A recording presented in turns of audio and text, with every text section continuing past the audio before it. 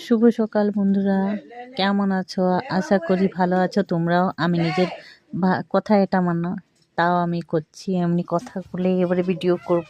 তো তোমাদের কাছে চলে এসেছি আমি পাটিসাপটা পিঠা নিয়ে। তো কেমন করে পিঠাটা বানাতে হয় তোমরা দেখে নাও।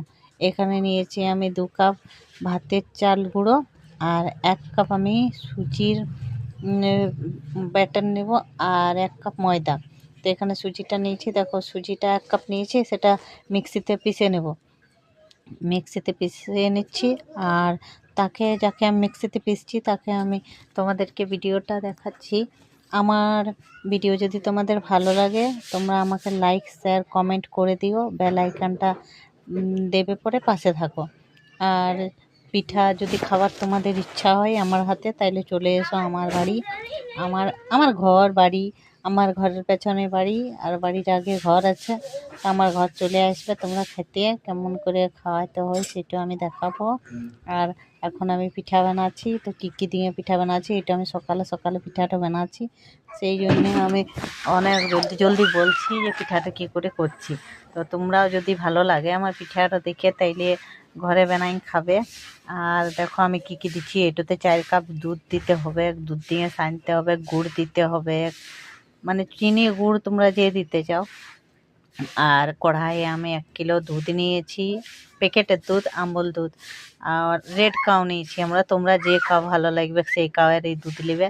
আর নিয়ে পরে তোমরা দুধটো একটি কড়াই চাপাবে, কড়াই চাপাই নিয়ে দুধটো গুড় দিয়ে চাছি যেমন বানায় তেমনি বানাবে। বানার পরে আর তোমরা ওটা শুকাতে দেবে, তারপরে পিঠাটা যেমন ফেটা হবে এতকে এখানে ठीक है समरिया। এইখানে দেখো চাচি আমার তৈরি হয়ে গেছে, তোমাদের সঙ্গে গল্প করতে করতে তাকে আমার রেডি হয়ে গেছে সব কিছু।